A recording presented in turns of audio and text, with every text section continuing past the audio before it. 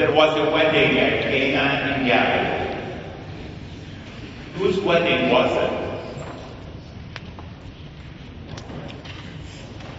At another wedding not too long ago, the family was sitting in that reception and the parents were kind of talking how their 6-year-old son was enjoying himself. You know, they were concerned that he gets bored and then he starts nagging and wants to go home. So the dad turns to the son, Johnny, and says, Johnny, are you having a good time? He goes, yes, Dad, I love weddings. I can't wait till I get married. And the dad said, really? Well, who will you marry? He goes, I'll marry Grandma. Grandma? Why would you want to marry Grandma? Well, she loves me and I love her. And then the dad looked at Johnny and said, no, Johnny, you can't marry Grandma. And Johnny frowned and said, why not? He goes, because she's my mother. And then Johnny thought for a minute, then looked at his dad and said, but you married my mother. Johnny got some understanding of what weddings are all about, what marriage is all about, but not really understanding. And the same thing in our gospel today. Yes, it was about a wedding, but as you notice, we know nothing about the bride or the groom. The groom is only mentioned once, but in relationship with the wife. But there was a wedding at Cana. And that's the beginning of that union that Jesus came to accomplish between God and us, between divinity and humanity. The wedding that Jesus came to enter into, this covenant, this agreement of love, that shows us how much God loves us, and to invite us to enter into that loving relationship. To say yes, like a couple does on their wedding vows when they say, I do. But it's not just only to reveal what his mission is all about, but also in a way it was our wedding preparation to help us to understand what is this covenant that God is inviting us to. And that's what the conversation between Mary and Jesus is all about. If you notice, Jesus refers to Mary as woman. In the Gospel of John, Mary is mentioned twice, at the wedding feast of Cana and then at the foot of the cross. And both times, Jesus addresses her as a woman. Because the Gospel of John is a theological gospel. It's not just stating facts, but John is trying to reveal a deeper reality. In the Gospel of John, Mary represents the church, the community of disciples who trust in God, who have that relationship with God. And what Mary tells Jesus on behalf of the church, she doesn't tell him what to do. She says, they have no wine. She's stating the facts. She's saying what the prophet Isaiah says in the first reading, that the land is desolate. There is not joy. You know, wine brings joy. Wine is about the sense of richness, of fulfillment. Yes, the people are living. Yes, it's a wedding, but there is no joy in their lives. They feel forsaken. They feel desolate. There is that hole, that emptiness, as all of us experience in our own lives at one point or another. There is no wine. We're not satisfied. We want something more. And what Mary teaches us is who to turn to. Turn to Jesus. Don't turn to whatever figures the world offer us of how we can make more money or how can we live better lives, how can we have healthier diets. All of this is not going to fulfill that void. Only Jesus is the one who can fulfill that void that we all experience. That void, that those empty water jars that we didn't have water in them. But then it's interesting what Jesus responds. Jesus responds, why is this a concern to me? My hour has not come yet. What Jesus is trying to remind us is that his covenant with us is not about this world. It's not about fulfilling our desires for this world, our material needs and desires. He came to fulfill our deepest desires, the desire of eternal life, the desire of peace and happiness for all eternity. He came for a greater reality than what we want and what we think about. We limit ourselves to this world, to the things of this world. Jesus came to reveal to us that through our union with Him, one day we can become like Him, divine. Live for all eternity in God's presence, where we will not long be desolate or forsaken, but every desire, every dream, every wish we ever had will be totally fulfilled. Jesus is not concerned about the issues of this world only. He didn't came to heal every sick person, feed every hungry person, clothe every naked person, shelter every homeless person. He came to make sure that all of these desires that sometimes may not be fulfilled in this world, one day, if we enter into this union with Him, into this marriage covenant with Him, will be fulfilled in heaven for all eternity. And that was fulfilled when Jesus was on the cross. That's why He says the hour has not come. In the Gospel of John, the hour is the hour of the cross, when Jesus sheds His life for us. Shows us how much God loves us, that He's willing to offer His life for us even before we say, I do. Jesus was not being rude to His mother or not concerned about the wedding, but He was talking about a deeper reality, a deeper union, a union that will open the gates of heaven to all who believe in Him. Then Mary continues to teach us.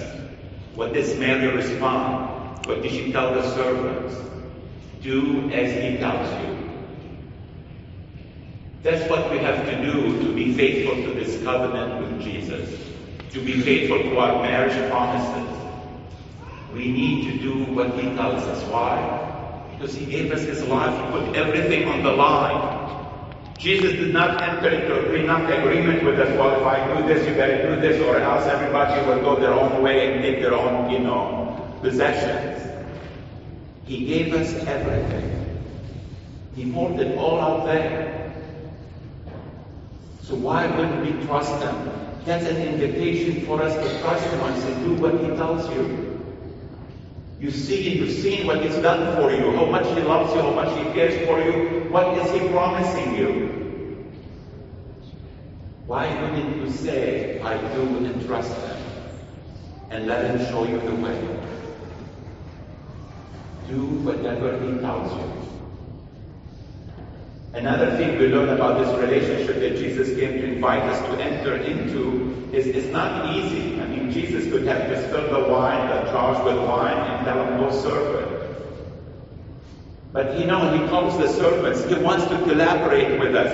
It's a marriage, it's a relationship. Both parties have to do, their part.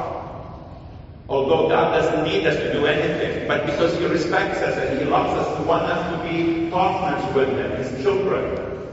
So He tells them, go and fill these jars with water. Now, these are 6 jars where can hold between 20 to 30 gallons. We're talking about 120 to 180 gallons of water. Filling them did not mean go get a hose connected to the faucet and fill them. Can you imagine they having to fill those jars by going back and forth, bringing water and pouring it into those jars? It's hard work. We know like marriage, regular marriage is hard work. And both parties have to participate. And then the request of Jesus, okay, they filled the jars with water, and suddenly He says, okay, well now take some of that water and go give it to the head waiter. That takes faith. I mean, with just water, He didn't say magic words over the jars for them to believe something happened. That's the faith that we're called to have in that relationship with Christ. Do we trust Him? Sometimes what He asks us to do, it doesn't make sense to us. It's not easy, it's difficult. But are we willing to say, like Mary said, let your will be done? Let it be done to me according to your word. then there was wine. And not just there was wine, but it was better than what they served in the beginning before everyone got drunk. God always gives us much more than we expect. If we trust Him, if we listen to Him, if we do what He tells us. And that wine, that transformation of the water to wine, again, is the first step in what Jesus would accomplish on the cross. It's not just regular wine that He came to provide for us. You know, those jars were ceremonial washing jars. You know, the Jews, if they followed the law, they had to wash themselves before they eat. Jesus will give us His own blood that will wash away our sins, not only our dirty things that are on our hands. In the Gospel of John, if you read the other signs, like with the Samaritan woman, the old man born blind, there's a gradual realizing of who Jesus is. They begin to think He's a man, that He's a prophet, and finally they say He's the Messiah. This was the first of the signs, preparing us to that last time, where this time is not water turned into wine, but the blood of Christ pouring out from His side on the cross to wash away our sins. That's what we celebrate at every Mass. The water, the wine we bring in, and the water we bring in, and when we mix them together, it becomes for us the blood of Christ that washes away our sins. It reminds us of that heavenly banquet that awaits us in heaven, that only through Jesus shedding His blood that becomes available for each one of us, because our sins are forgiven. This is the marriage, this is the covenant, this is the wedding that Jesus is asking us to enter into, to say yes to. And He waits on our answer. Mrs. Jones taught the religious catechism at the parish, and what she did every time the class gathered is she would start by asking them if they remembered anything of last Sunday's gospel. It was her sneaky way of finding out who's going to Mass. So one day she asked them, and it was, after the gospel, and she said, okay, who can tell me what was Sunday's gospel all about? And a bunch of hands went up, and she asked one boy. He said, well, it was about a wedding. She says, great. Now, who was at this wedding? So the children started naming. There was a bride, the groom, the guest, there was Jesus, there was Mary. She said, great. Now the next question, did anything unusual happen at this wedding?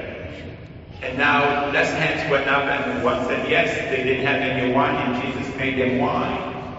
She said, great. Now who can tell me what can we learn from this gospel? And for a while, no hands went up. And suddenly a little girl raised her hand and said, yes, Stacy, what can we learn from this gospel? She said, well, make sure when you have the wedding to invite Jesus and Mary. But that's true. Not just when we have a wedding, but every day in our life, we need to open the door to invite Jesus and Mary.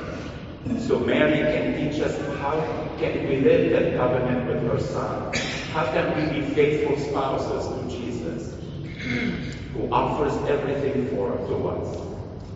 And all He wants is us to say that I do. Not one time, but sometimes we have to renew it day after day, sometimes during the day, just as in married life.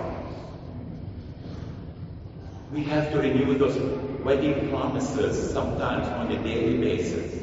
We need to have that trust. The trust and the love that unites us with Jesus and Jesus revealed to us. And in the trust that you as husband and wives one time had in your love for one another that led you to make that big commitment in covenant, to get married. Yes, sometimes the life is difficult, sometimes it doesn't make much sense.